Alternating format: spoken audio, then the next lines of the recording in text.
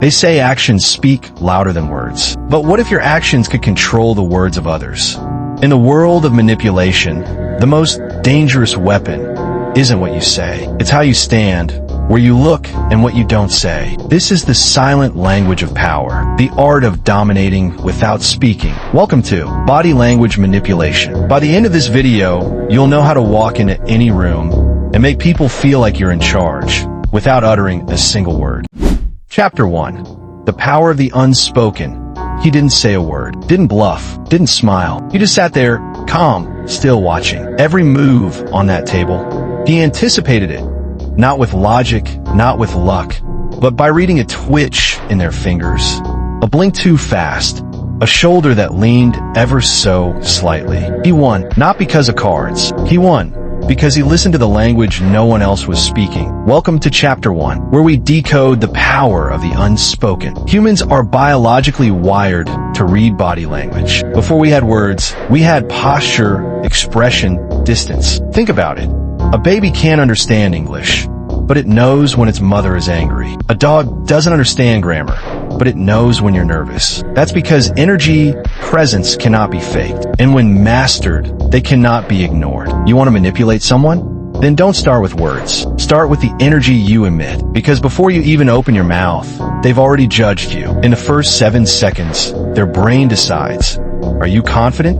Are you a threat? Are you the leader or the follower? Here's how you start building your silent dominance. 1. Posture is power. Stand tall, not stiff, but tall. Shoulders relaxed, chest open. This signals confidence, and it's contagious. Eye contact is pressure. Hold it longer than most. Break it slowly. Never dart your eyes. It shows fear. Less movement equals more control. Fidgeting is weakness. Stillness makes people project authority onto you. Mirroring is mind control. Subtly copy their movements, posture, or tone. It builds instant subconscious trust. Space equals status. Alpha takes space. When you walk into a room, don't shrink. Expand. Own the space. People will feel it. Julius Caesar walked into Rome.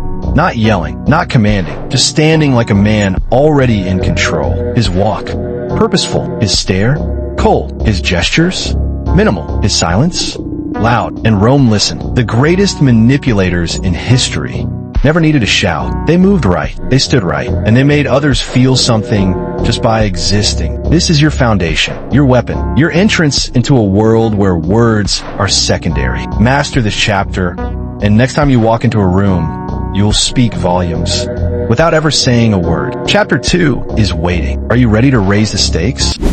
Chapter 2. Manipulating perception through movement.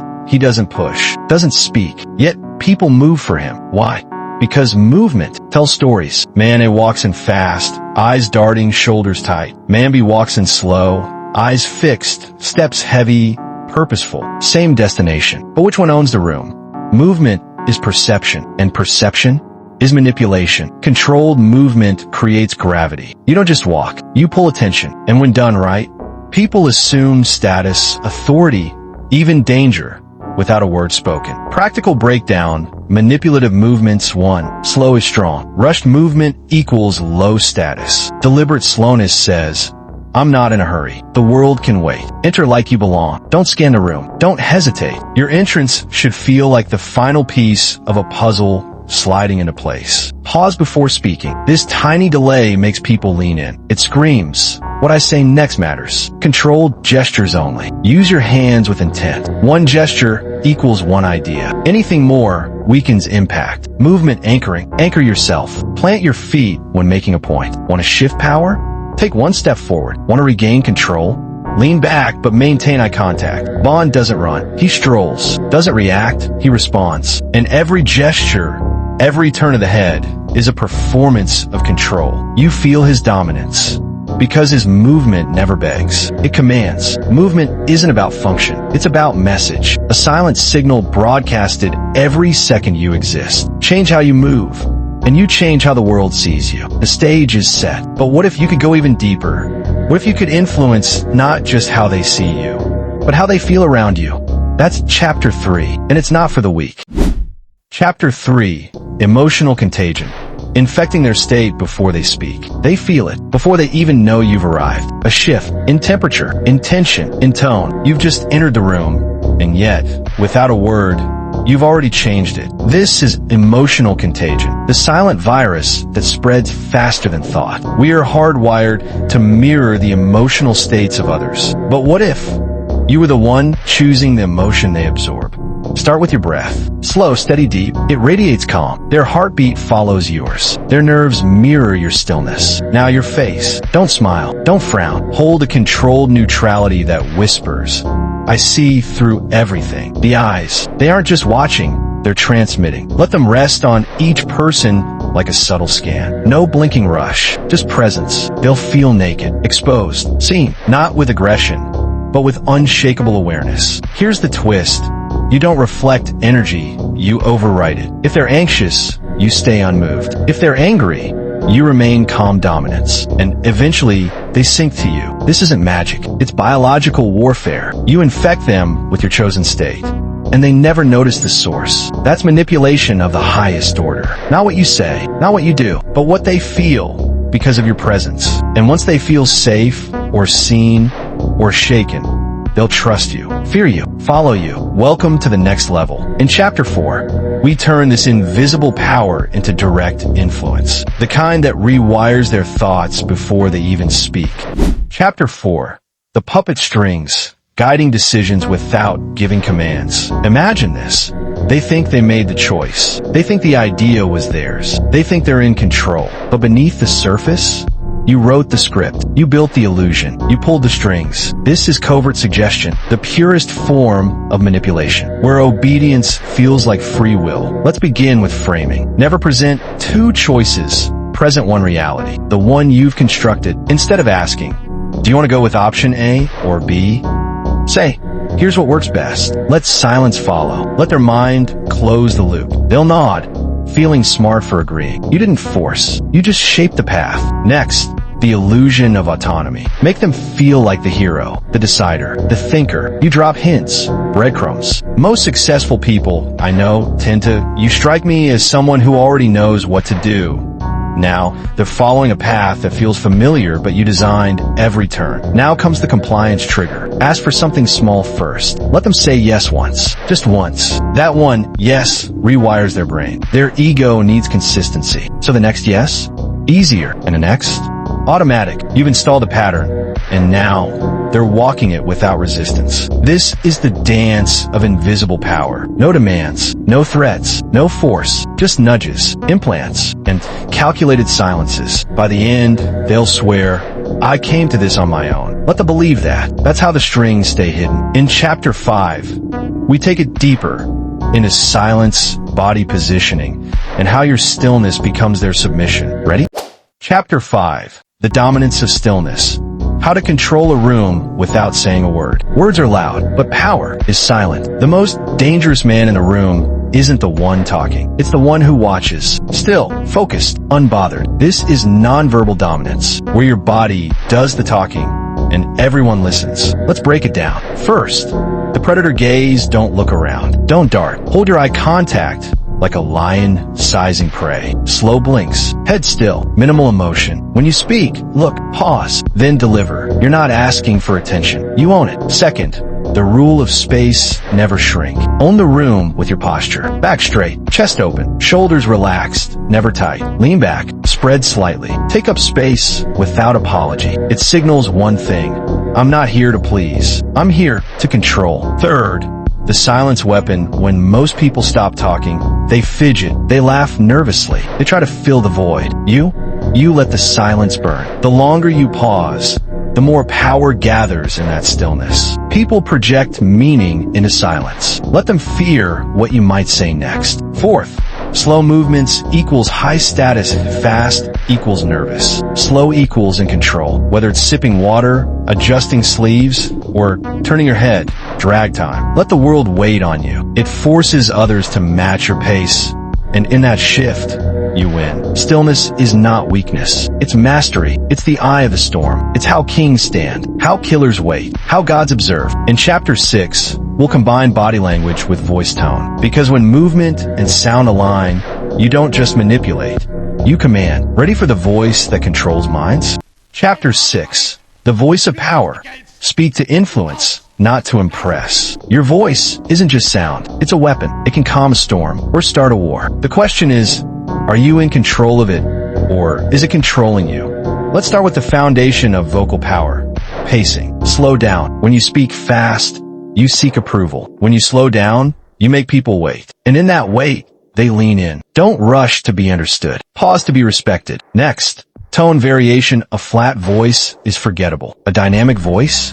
That's hypnotic. Use contrast. Drop your tone at the end of sentences to signal certainty. Raise at mid-sentence to spark curiosity. Command with your lows. Influence with your rhythm. Volume is not about loudness. It's about intention. Whispering at the right time is louder than shouting. Lower your volume when revealing something powerful. It forces people to come closer, psychologically and emotionally. Now, the secret most ignore. Resonance. Speak from your chest. Feel the vibration. High-pitched voices sound anxious. Resonant voices feel grounded. Practice speaking slowly with a deep exhale. Let the voice settle into your body. It builds authority naturally. And finally, the emotional transfer. Speak with emotional intent. If you want people to feel fear, you must feel danger. If you want trust, you must believe your truth. Your voice carries your inner world. Shape that world, and you shape theirs. Now pause. Imagine using body language and voice together. Standing still, eyes locked, tone absolute. At that moment, you're not speaking. You're imprinting. In Chapter 7, we unleash the art of touchless persuasion. How to implant thoughts in others without them realizing. You've already won. Ready? Chapter 7. The Subtle Invasion.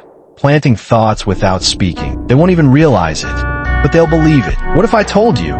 You can control a person's decisions without saying a word. It's not magic. It's not luck. It's manipulation at the deepest level. The subliminal implant. Step 1. Environmental framing. Want someone to act a certain way? Control the setting. A chair turned slightly away. A mirror behind you. Dimmed lighting. All influence behavior. You're not talking, but the room is. Your silence becomes their command. Step 2. The power of suggestive triggers. Use subtle signals. Tap your fingers when you want them to speak. Glance at your watch when you want to move on. Exhale sharply when you want them to feel pressure. These are commands hidden inside behavior. People mirror without thinking. So plant your actions, and they'll follow. Step 3. Echo framing. You don't give answers. You ask questions that lead them to your answers. Instead of saying, you should choose this, ask, what feels more in control to you? This or being reactive? You gave them a choice, but both choices are yours. Step 4. Anchor emotions. Silently smile when they feel powerful. Nod when they take your suggestion. Look disappointed when they resist. They'll link your reactions with their choices. Soon, they'll avoid resistance. Not because you told them, but because it feels wrong. You didn't manipulate their mind. You rewired it. This is influence on a subconscious battlefield. No weapons, no threats, just quiet domination. In Chapter 8, we move deeper into emotional manipulation using past pain, shame, and memory to make people see you as their only escape. You ready to be unforgettable? Chapter 8. Emotional manipulation. Controlling minds through pain and memory. They smile, but you see it in their eyes, the wounds they carry. That's where we strike. Not with force, but with empathy turned into a weapon. Welcome to the chapter of ghosts, where you don't just manipulate their actions, you haunt their emotions. Step 1. Find a scar. Everyone has pain. Dig until you find it. Ask, what was school like for you? Or, ever felt like you weren't enough? They'll say it casually, but you'll hear the pause, see the eye twitch, the voice shake. You found your entry point. That's the scar. Step 2. Mirror the wound now, relate. Not truly, strategically. Say, yeah, I had a phase like that too. It changes you, right? This creates the illusion of connection. You become the only one who gets it. In their mind, you're not a manipulator, you're salvation. Step 3. Shame as leverage. Gently remind them of what they fear. When they hesitate, whisper, don't let your past control you again. Now you've tied their old pain to their present resistance. They'll obey, not because they want to win, but because they don't want to feel that pain again. Step 4. Make yourself the cure every time they make progress. You reward them. A word, a smile, a slight touch. You train them like Pavlov's dog. Now, their trauma has a trigger, and every time it flares up, they'll run to your approval as if it's oxygen. This isn't just manipulation. It's emotional possession. In Chapter 9, we weaponize attraction, intimacy, and love to fully own their soul. Dark art begins. Are you still brave enough? Chapter 9, Seduction Manipulation. Weaponizing intimacy to control desire. Power doesn't always wear a suit. Sometimes it wears a smile, a whisper, a glance. In this chapter, we master seduction manipulation. Not to love, but to enslave emotions through desire. Step 1. The magnetic presence walk in silence. But let your silence scream confidence. No chasing, only attracting. Your presence should pull them in like gravity. Use slow movements, direct eye contact, and a voice so calm it feels like honey melting in their ears. They'll lean in before they even realize it. Step 2. Flirt with absence, give them a taste, then vanish. You see, seduction isn't in the giving, it's in the withholding. Say less, reply slow. Let their mind chase you in the void. They'll think about you more than they ever spoke to you. That's when obsession is born. Step 3. Mirror their deepest needs, want to own their soul. Become their fantasy if they crave validation. Make them feel like the most special human alive. If they seek danger, be unpredictable. You don't show love. You mirror their desire until they fall in love with themselves. Through you. Step 4. Break the rhythm just when they feel secure. You shift. A moment colder, a delayed reply, a day without a word. Their brain panics. Did I lose them? Now they crave your attention like a drug. They'll beg, adjust, change just to get the high back. Congratulations, they're yours. Seduction is not about sex. It's about psychological hunger. A hunger that only you can feed and you can starve. In Chapter 10, we master the final layer, reality manipulation, where we distort truth itself. Ready to play God? Chapter 10, Reality Manipulation. Bending truth to control perception. Reality isn't real. It's a shared illusion, a fragile agreement between minds. But what if you could rewrite that agreement? Welcome to reality manipulation, where facts become fog and you become the lighthouse. Step 1. Plant doubt like a virus. Never argue directly. Instead, ask one question. Are you sure? Confidence cracks. Their memory stutters. The seed of doubt grows. Once they question themselves, they'll reach for your version, because it's easier to believe you than believe they were wrong. Step 2. Use the echo chamber trick. Repeat your version in different ways, in different places. Say it, suggest it, make others say it. Repetition doesn't just convince, it replaces. A lie told once is a lie. Told 1,000 times, it becomes history. Step 3.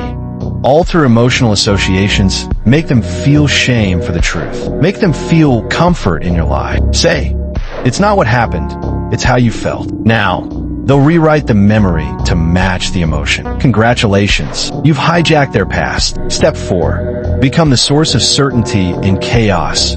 People follow the calmest voice. When reality fractures, they don't look for facts. They look for confidence. Speak slow, stand tall, be unshakable, and they'll trade their reality for your composure. Reality is a mirror made of smoke, and you hold a lighter. This was the final form, from reading minds to rewriting them. You've entered the Mind Mastery Codex. But remember, every god faces a fall. Use his power not just to control, but to awaken. And